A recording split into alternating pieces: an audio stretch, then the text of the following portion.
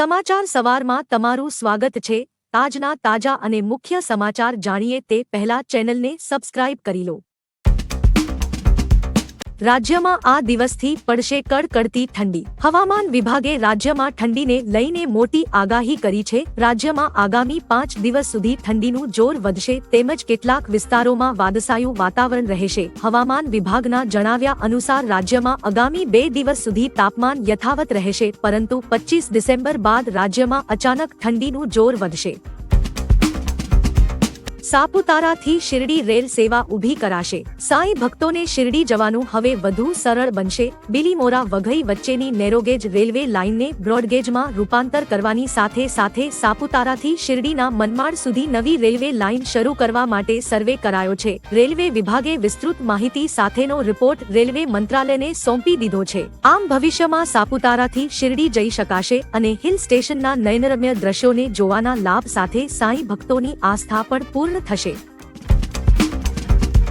સુરતમાં નીકળી 15 કિમી લાંબી માનવ રેલી। સુરતમાં સ્વચ્છતા અભિયાનને લઈને લોકોમાં જાગૃતતા આવે તે માટે 15 કિમી લાંબી રેલી યોજાઈ હતી। લોકોએ 15 કિમી લાંબી માનવ શૃંખલા બનાવીને શહેરમાં સ્વચ્છતાનો સંદેશ આપ્યો હતો, જેમાં ગુજરાત ભાજપ પ્રદેશ પ્રમુખ CR પાટીલ પણ હાજર રહ્યા હતા। તેમણે કહ્યું કે સુરતના લોકોને માનવ શૃંખલા દ્વારા સ્વચ્છતાનો સંદેશ આપ્યો છે, જેના દ્વારા સુરતને સ્વચ્છતામાં નંબર 1 બનાવવાનો સંકલ્પ કર્યો છે।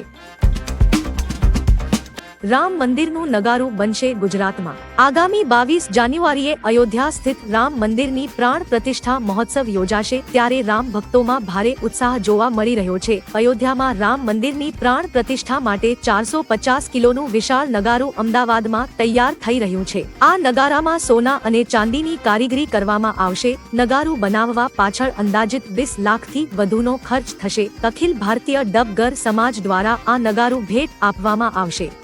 આગળ મહત્વના સમાચાર હજુ બાકી છે, તેની શરૂઆત પહેલા વિડીયોને લાઇક કરીને તમારો સહકાર આપો।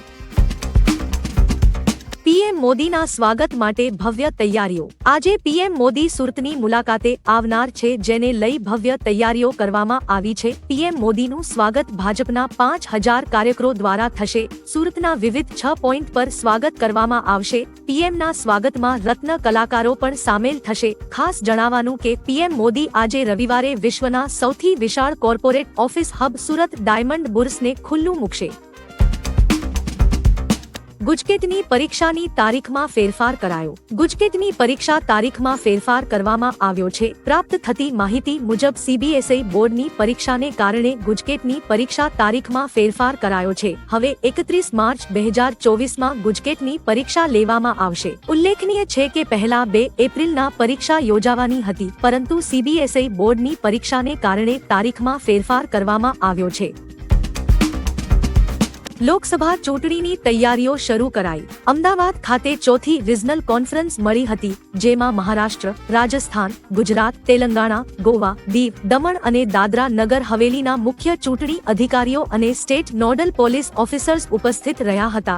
2024ની ચૂંટણીને અનુલક્ષીને કરવામાં આવેલી તૈયારીઓની વિગતો અંગે પ્રેઝન્ટેશન રજૂ કરવામાં આવ્યા હતા। કાયદો અને વ્યવસ્થાની સ્થિતિ, મતદાર નોંધણી, મતદાન મથકો, પ્રાથમિક સુવિધાઓ તથા મેન પાવરની જરૂરિયાત વિશે ચર્ચા થઈ। રાજ્યના કોઈપણ સંગ્રહાલયની માહિતી હવે માત્ર એક જ ક્લિકમાં મળશે। હવે ગુજરાતના તમામ સંગ્રહાલયોને માણવા અને જાણવા સરળ બન્યા છે। ગાંધીનગર ખાતે પ્રવાસન મંત્રી મુરુભાઈ બેરાએ museum of Gujarat mobile application launch કરી છે। આ એપ્લિકેશન વડે મુલાકાતીઓ મ્યુઝિયમ વિશેની તમામ જાણકારીઓ આંગળીના ટેરવે મેળવી શકશે। ઓડિયો ગાઈડ હોવાથી તેને સાંભળી પણ શકાશે। આ ઓડિયો ગાઈડ ગુજરાતી સાથે અંગ્રેજી ભાષામાં પણ ઉપલબ્ધ છે।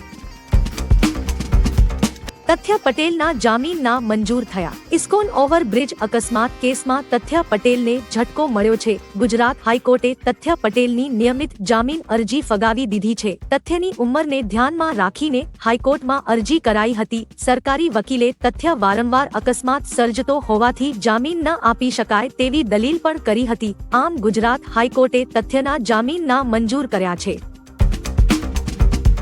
સ્વદેશી ડ્રોન દુશ્મનનો કરશે ખાત્મો. ડીઆરડીઓએ સ્વદેશી બનાવટના સ્ટેલ્થ ડ્રોનનું સફળ પરીક્ષણ કર્યું છે. આ પરીક્ષણ કર્ણાટકના ચિત્રકૂટ ખાતે આવેલ એરોનોટિકલ ટેસ્ટ રેન્જમાં કરવામાં આવ્યું છે. આ ડ્રોનના સફળ પરીક્ષણ બાદ ભારત એવા દેશોની યાદીમાં સામેલ થઈ ગયું છે જેણે ફ્લાઇંગ વિંગ કન્ફિગરેશનમાં સફળતા હાંસલ કરી છે. ડ્રોનની ખાસિયત એ છે કે આ ડ્રોન સંપૂર્ણ રીતે ઓટોમેટિક છે, જે મિશન પૂર્ણ કર્યા બાદ ગુપ્ત રીતે લેન્ડ કરી દે છે. ઇતિહાસની મોટી જીત. ભારતીય મહિલા ક્રિકેટ ટીમે ટેસ્ટ મેચમાં ઇંગ્લેન્ડને 347 રનથી હરાવ્યું. ઇન્ડિયાએ પ્રથમ દાવમાં 428 રનનો ટાર્ગેટ આપ્યો હતો, જેના જવાબમાં ઇંગ્લેન્ડની ટીમે માત્ર 136 રન બનાવ્યા હતા. આ પછી ભારતે 186 રન બનાવીને બીજી ઇનિંગ જાહેર કરેલ. ટાર્ગેટનો પીછો કરતા ઇંગ્લેન્ડ 131 રનમાં જ સમેટાઈ જતા ટેસ્ટ ભારતે જીતી હતી, જે મહિલા ટેસ્ટની ઇતિહાસની સૌથી મોટી જીત છે. ટેસ્ટમાં 9 વિકેટ લેનાર Deepti Sharma player of the match બની. પીએમ મોદી કરશે મોટા મંદિરનું ઉદ્ઘાટન. અયોધ્યાના રામ મંદિર પહેલા કાશીમાં સ્વરવેદ મંદિરનું નિર્માણ પૂર્ણ થયું છે. વડાપ્રધાન નરેન્દ્ર મોદી 18 ડિસેમ્બરે તેનું ઉદ્ઘાટન કરશે. 9 માળના આ મંદિરમાં 20,000 લોકો એકસાથે બેસીને સાધના અને યોગ કરી શકે છે. આ મંદિરનો પાયો 2004માં નાખવામાં આવ્યો હતો. મંદિરના 5 માળ સુધીની દિવાલો પર સ્વરવેદના 4000થી વધુ શ્લોક અંકિત કરેલા છે. દેશમાં યોગ્ય સમયે સીએ લાગુ થશે. કેન્દ્રીય ગૃહમંત્રી અમિત શાહે ફરી નાગરિકતા સંશોધન કાયદો લાગુ કરવાની વાત કરી છે. તેમણે એક ઇન્ટરવ્યુમાં કહ્યું કે સીએ યોગ્ય સમયે લાગુ કરાશે. આ કાયદાને કારણે કોઈ પણ વ્યક્તિ તેમની નાગરિકતા ગુમાવશે નહીં. આ કાયદો નાગરિકતા લેવાનો નહીં પણ આપવાનો કાયદો છે. પીએમના નેતૃત્વમાં અમે યુનિફોર્મ સિવિલ કોડ કાયદો લાવીશું. સંસદની સુરક્ષા મુદ્દે શાહે કહ્યું કે વિપક્ષે આના પર રાજનીતિ ન કરવી જોઈએ.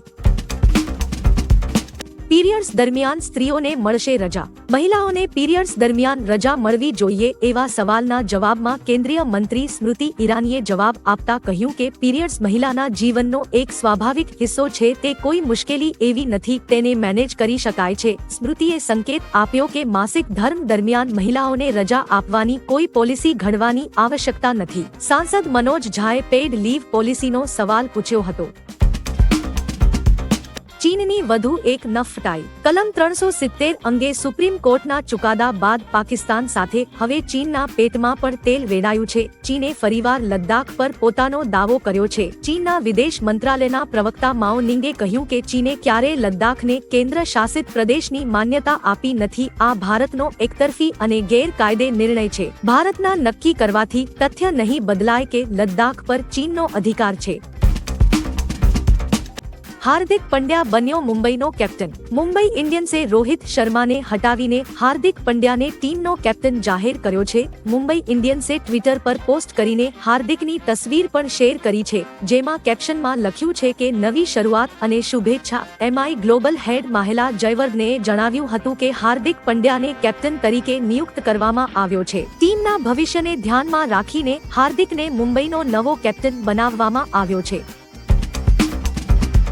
2050 સુધીમાં બ્રિટન ડેન્ગ્યુના મચ્છરોનું ઘર બની જશે. બ્રિટનના કેટલાક ભાગો 2040થી 50 સુધીમાં ડેન્ગ્યુ, ચિકનગુનિયા અને ઝિકા વાયરસ ફેલાવતા મચ્છરોનું રહેઠાણ બની શકે છે. દેશની હેલ્થ સુરક્ષા એજન્સીએ ભવિષ્યવાણી કરી છે. કહેવાઈ રહ્યું છે કે દેશનું વાતાવરણ એશિયન મોસ્કીટો ટાઇગર મચ્છરો માટે અનુકૂળ બની જશે. કહેવાયું છે કે 2100 સુધીમાં વૈશ્વિક તાપમાનમાં 4 ડિગ્રીનો વધારો થતા પૂર અને મૃત્યુમાં વધારો થશે. પ્રથમ અસરગ્રસ્ત દેશ ઇંગ્લેન્ડ છે.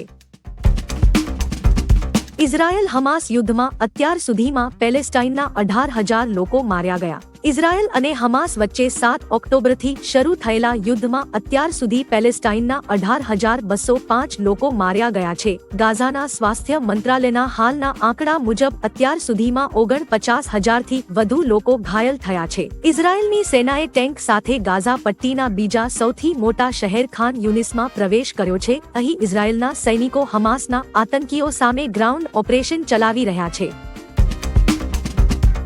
એનિમલની હપરફાડ કમાઈ. એનિમલ ફિલ્મને રિલીઝ થયે 15 દિવસ થઈ ગયા છે. હજુ પણ ફિલ્મ બોક્સ ઓફિસ પર શાનદાર પ્રદર્શન કરી રહી છે. ફિલ્મ રોજ નવા રેકોર્ડ સ્પર્શી રહી છે. ફિલ્મની ભારતમાં કમાણી 480 કરોડ પહોંચી છે, તેમજ વર્લ્ડવાઇડ કમાણીનો આંકડો 750 કરોડ કરતાં પણ વધુ પહોંચી ગયો છે.